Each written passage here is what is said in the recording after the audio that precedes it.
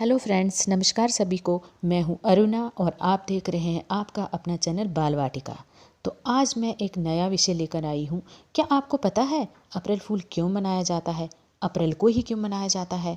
आज 2022 नहीं 2078 चल रहा है। इन सभी प्रश्नों के उत्तर मैं इस वीडियो में देने जा रही हूँ, इसलिए वीडियो को पूरा देखें, साथ में लाइक, शेयर और सब्सक्राइब ज़रूर करें। अगर मैं आपको हैप्पी न्यू ईयर कहूँ या आपको विश करूँ तो आप समझोगे कि 31 दिसंबर है या फिर 1 जनवरी है, क्योंकि हम सबकी डिक्शनरी में नए साल का मतलब 1 जनवरी है। लेकिन हिंदू कैलेंडर के अनुसार नया साल चैत्र शुक्ल पक्ष प्रतिपदा 2089 विक्रम संवत को शुरू होगा। ये अंग्रेजी कैलेंडर से 2 अप्रैल 2022 होगा। ये नया वर्ष प्रकृति में भी शामिल है। आज आप भले ही इस नए साल को मना रहे हैं, पर प्रकृति हर वर्ष इस साल को बड़ी धूमधाम से मनाती है। तो हमारे कैलेंडर के अनुसार 2 अप्रैल को ही नया साल मनाना चाहिए, ताकि हम अपनी जड़ों से जुड़े रहेंगे, अपनी संस्कृति से जुड़े रहेंगे, ताकि हम अपने संस्कारों से जुड़े रहेंगे। आंख बंद करके हमें दूसरों के कल्चर को, दूसरों के संस्कारों को फॉलो नहीं करना चाहिए। हिंदू कैलेंडर के अनुसार विक्रम संवत 2 अप्रैल को ही नया साल मनाना चाहिए और 2089 में प्रवेश हो जाएगा। यानी हिंदू कैलेंडर के अनुसार भारत 2022 नहीं 2089 में प्रवेश करेगा, यानी 57 वर्ष आगे है।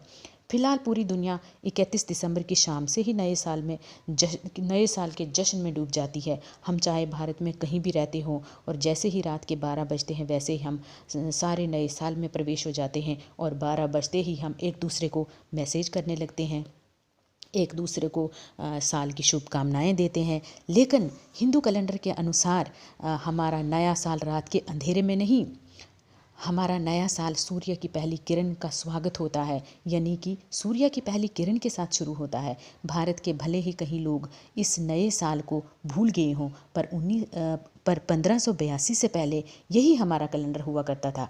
1582 में जब रोम में ग्रिगोरियन कैलेंडर को अपनाया गया तो ये संस्कृति धीरे धीरे कमज़ोर पकड़ती गई और ये संस्कृति धीरे धीरे पूरी दुनिया को अपने पकड़ में लेने लगी। उसके बाद पूरी दुनिया उन्हीं के कैलेंडर को मानने लगी, उन्हीं के संडे और मंडे फॉलो करने लगी। हालांकि तब भी भारत के लोग अपने कैलेंडर विक्रम संवत को ही मानते थे। एक दिलचस्प जानकारी ये भी है कि जब हम अप्रैल के महीने में अप्रैल फूल मनाते हैं, उसके पीछे की कहानी भी इस कैलेंडर से जुड़ी हुई है। ऐसा माना जाता है कि उस समय जो ग्रिगोरियन कैलेंडर को नहीं मानते थे उन्हें अप्रैल फूल कहा जाता था, और उनमें से भारत हमारा देश भी एक था। उनमें से हम भी एक थे जो ग्रिगोरियन कैलेंडर को हम नहीं मानते थे और अपना कैलेंडर मानते थे।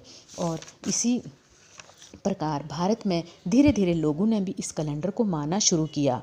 आज तो चारों तरफ इसी कैलेंडर की मान्यता है, लेकिन इस कैलेंडर का वजूद न मौसम से है, न प्रकृति से है और ना ही त्योहारों से है। जबकि हिंदू कैलेंडर में ऐसा नहीं है। हमारी संस्कृति दुनिया में सबसे पुरानी संस्कृति है। ब्रह्म पुराण के अनुसार चैत्र शुक्ल प्रतिपदा को ही सृष्टि बनी थी और हिंदू कैलेंडर की शुरुआत चैत्र शुक्ल प्रतिपदा से ही हुई है। ग्रिगोरियन कैलेंडर की शुरुआत ईसा मसीहा के जन्म से बताई जाती है, जबकि हिंदू कैलेंडर विक्रम संवत की शुरुआत 57 BC से मानी जाती है, जब महाराजा विक्रमादित्य ने शकाज को युद्ध में पराजित किया था। हिंदू कैलेंडर की गणना सूर्य और चंद्रमा की गणना से होती है। अधिकांश हिंदुओं को इतना भी स्मरण नहीं है कि नववर्ष किस मास किस तिथि को मनाया जाता है। बस यही कारण है अंग्रेजी कैलेंडर बदलने को नव वर्ष मान बैठे हैं। जब बच्चा पैदा होता है तो पंडित जी द्वारा उसका नामकरण कैलेंडर से नहीं हिंदू पंचांग से किया जाता है। विवाह, जन्म कुंडली, सभी व्रत त्यौहार हिंदू पंचांग से ही देखा जाता है। रामनवमी हो, जन्माष्टमी हो, होली, दीपावली, राखी, भाई दूज, करवा चौथ, एकादशी, शिवरात्रि, दुर्गा पूजा सभी विक्रमी संवत कैलेंडर से ही निर्धारित होते हैं। इंग्लिश कैलेंडर में इनका कोई स्थान नहीं होता। भारतीय संस्कृति का नव संवत ही नया साल है, जब ब्रह्मांड से लेकर सूर्य चांद की दिशा, मौसम, फसल, कक्षा, नक्षत्र, पौधों की नई पत्तियां, किसान की नई फसल, विद्यार्थी की नई कक्षा, मनुष्य में नया रक्त संचरण आदि परिवर्तन होते हैं। अतः हिंदुस्तानी अपनी मानसिकता को बदलें, विज्ञान आधारित भारतीय काल गणना को पहचानें और चैत्री शुक्ल पक्ष प्रतिपदा के दिन ही नूतन वर्ष मनाएं। जय सनातन, जय श्री राम। मिलते हैं अगले वीडियो में। तब तक के लिए धन्यवाद। अतः आपका दिन शुभ रहे।